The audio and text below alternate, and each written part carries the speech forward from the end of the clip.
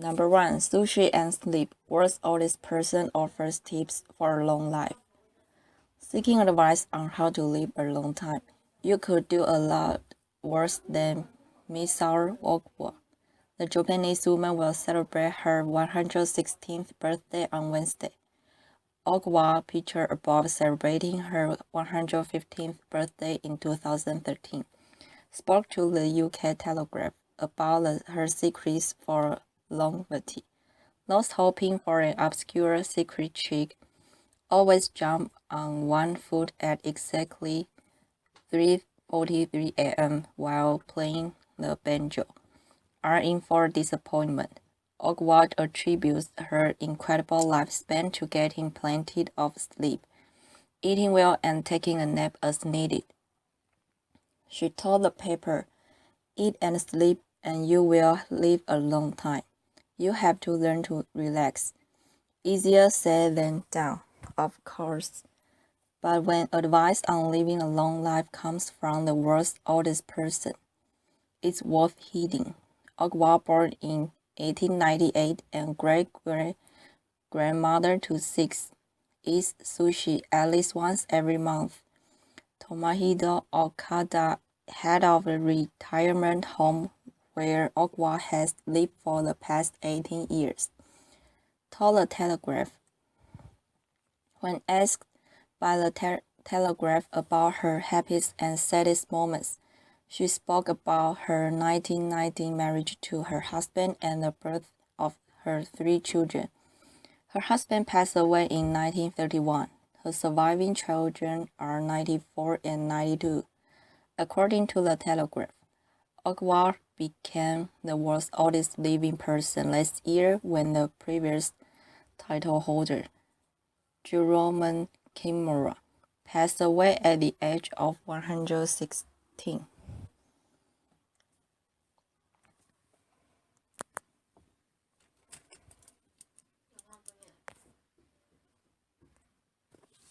Number 2. Teen sues parents for cash college tuition. Does she have a case? A New Jersey teenager claiming that her mother and father tossed her out of their home and cut her off financially is suing them for immediate support, current private school fees, and future college tuition. The parents, meanwhile, say that daughter Rachel Canning, 18, moved out voluntarily after refusing to abide by their rules.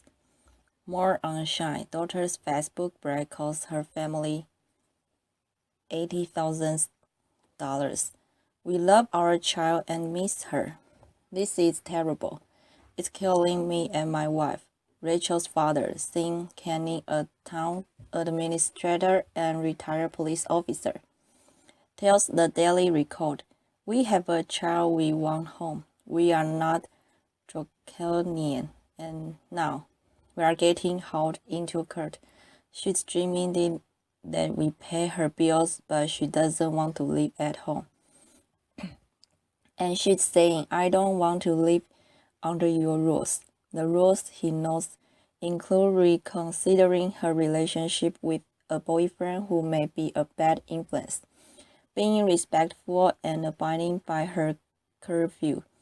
He and his wife, Elizabeth, who live in suburban Lincoln Park, about 25 miles outside of New York City, have kept their daughter's car because they paid for it," says Canning, and he admits that they did stop paying Rachel's tuition at the private Morris Catholic High School. A hearing is scheduled to take place on Tuesday in the Morris County Superior Court. More on Yahoo. Kobe Bryant settles memorable lawsuit. Parents apologize for trying to accusation of his staff. For months, Rachel, an honor student, cheerleader, and lacrosse player, has been living with the family of her best friend and classmate, James Inglesno, whose father, attorney John Inglesno, is bankrolling Rachel's lawsuit. He's also requesting in the lawsuit that the Kenyans reimbursed him for the legal fees. So far, totaling $12,597, according to the paper. Rachel's attorney, Taeyang Helfand, is not taking calls as she prepares for Tuesday's hearing. Her office tells Yahoo Shine Rachel did not return a call from Yahoo Shine, and the Morris County court was closed on Monday due to inclement weather. But the Daily Record reports that in the suit, Rachel alleges that her parents decided to cut her off from all support both financially and emotionally as of her 18th birthday, which was November 1. Her suit also demands the following of the Kenyans: that they take care of an outstanding $5,306 Morris Catholic tuition bill, pay their daughter's current living and transportation expenses, and free up her existing college fund, as she's already been accepted to several universities. It's not unheard of for youngsters to take legal action against their parents for various offenses, from a pregnant Texas teen who sued her parents for allegedly pressuring her to get an abortion, to a pair of Illinois siblings in their 20s who sued their mom unsuccessfully for bad mothering. Even so, the Kenyan case is an extremely unusual one, according to experts in family law. That's because similar suits typically involved either a divorce situation with parents disagreeing on child's financial support, or the fight for emancipation, in which a teen is declared financially independent from parents. This young woman is actually saying, I want the court to compel my parents to continue to support me financially. That's what's unique in the case. Mary Cogan, Assistant Director of the nonprofit Advocates for Children of New Jersey, tells Yahoo Shine. So this young lady is in a unique situation because it does become very fact sensitive. There's really no law directly on point. What families in similar situations have done in Cogan's experience is to file for what's called a family crisis petition, in which the court will try to mediate an agreeable outcome between the parents and their child. Taking the situation through would be a better route than a lawsuit. Kenneth Naiman, a New York divorce mediator and psychologist with the Center for Mediation and Training, tells Yahoo Shine, we often use the legal system as way to deal with disagreements when we should be using therapy or mediation. He says, nothing that Rachel's case is extremely rare, and that he's not had a case like this in 30 years, with the most unique angle being that the parents are not in disagreement. Unfortunately for Rachel, Naiman says, I don't think she has much of a case. This sounds like just another 18-year-old who got into a thing with her parents.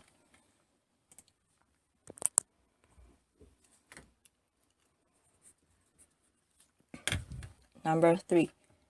10 things France does better than anywhere else. Editor's note. This story is part of a series highlighting superlatives of countries around the world.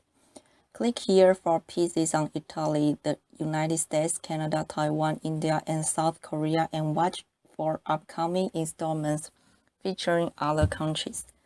CNN, France is an impressive country, and nobody knows it better than the French.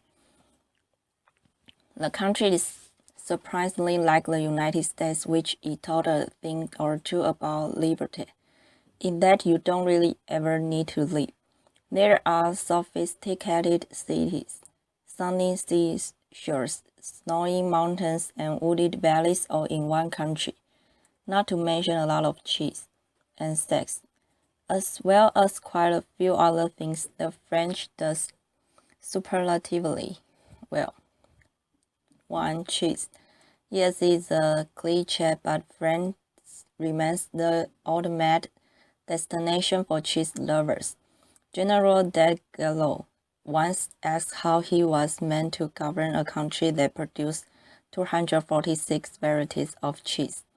Maybe he was afraid they were living organisms and would start a revolution. Read, is Paris still cool? Hell yeah. But not for the reasons you think. Some French cheese, such as Ribocchon, are so smelly and runny they seem to be decomposing. Even my heart melted is apparently so scary that last year the United States restricted its import. No one's arguing against the existence of great cheese around the world, but no French citizen needs to go much further than the corner shop to find one.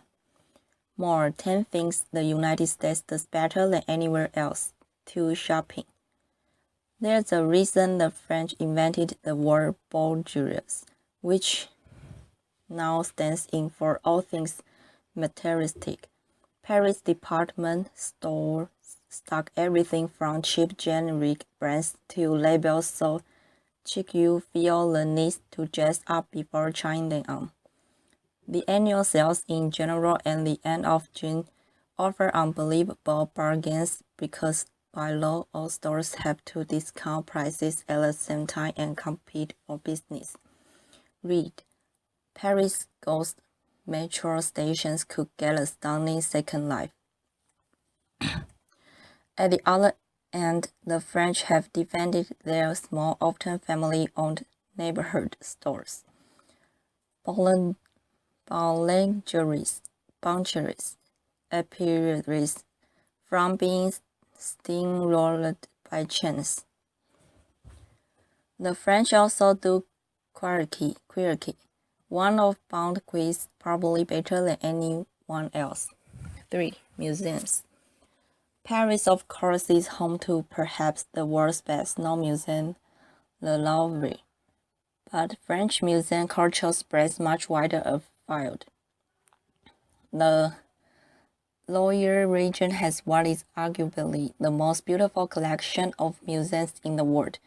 Its categories include a huge Chambord with a spectacular collection of tea steers and a possibly romantic Chancellerie. Esther is moat. Even the lesser-known castles can be wonderful. Chinon is, for example, is set above a perfectly preserved old town. You can almost hear Joan of Arc reading up to the gate and offering to kick the English invaders out of French. 4. Trains. French trains are faster than planes. If you want to go from Paris to the Mediterranean coast for lunch, hop on a TGV train, a Grand Vitesse, or very fast train. 3 hours later, you will be sipping rose and gazing at billionaires' yachts while the flyers are still putting in a claim for their lost luggage. TGVs crisscross the country, and the SNCF, French National Railways, offers excellent online deals, first class for just a little more than second. The French might like the good life, but it needn't also mean slow. 4. 10 things India does better than anywhere else. 5. Traffic jams. The average French driver's notion of adequate is a strong but terrifying one. I'm going that way, and you can't stop me. If going where he or she wants to means causing an accident or total gridlock, that's everyone else's fault. None. The unwillingness to acknowledge any other car on the roads. The supreme French believe in libertad incarnated in the automobile. Means that on every Saturday in summer and no on national holidays, the whole country is transformed into a huge traffic jam as everyone drives to or from their vacation at exactly the same time. 6. Politeness. Politeness, the French, unless not generously abrupt, especially parents when addressing non-French speaking tourists. More accurately, the French have mastered the art of being impeccably polite and startlingly dismissive at the same time. When a pause, mature and racist on ice board and all this, Monitor or Madame at you, he is stimulously respecting you and questioning your right to exist. Martin thinks Italy does better than anywhere else, but if you get the hang of French politeness, anything is possible. The golden rule is simple. You should begin every conversation with a bright bonjour, bonsoir in the evening. This doesn't just mean hello. It's recognized French code for yes, I'm here and I'm respecting you by being polite. So you are going to respect me and maybe even be pleasant to me. All that in one magic word and it works. 7. Sexiness. It's hard to pin down sexiness, but for many, being French is a good working definition. Their accent puts a certain insouciance, enjoy the vivre, yep, inevitably slipping into French here, make a pretty attractive package in both men and women. And then there's plain sex, which is everywhere in France. Take French films, for example, which almost by law have to include at least 2 naked breasts and 4 buttocks. French men and women know the rules of attraction equally well and rarely stop playing.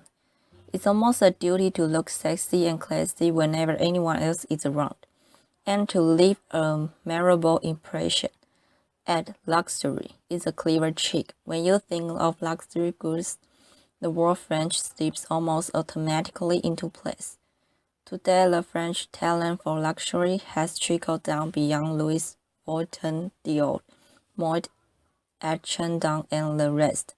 Read London beats Paris as top tourist city. Really, its effects can be felt in the dozens of stylish Parisian cafes with stretched-apron waiters, and in the many reasonably priced spa hotels such as Talazur French side only. They can make you feel like a millionaire without charging you accordingly. French light touch sophistication has been copied worldwide. 9. Customer service. Oh yes. Related to politeness but with an important retail distinction. The French have a saying, the customer is king. Yes, and we know that what you did to your kings. But being a sometimes facade of surely indifference, French service can be wonderful. That grumpy waiter doesn't hate you. It's just that he's a pro and you are an amateur on his territory. More how to be a Paranist. 11 ways to fake it. The same goes for the snooty department store saleswoman. Unlike in other countries, such jobs in France can still be lifelong careers, bringing a lifetime's worth of skills.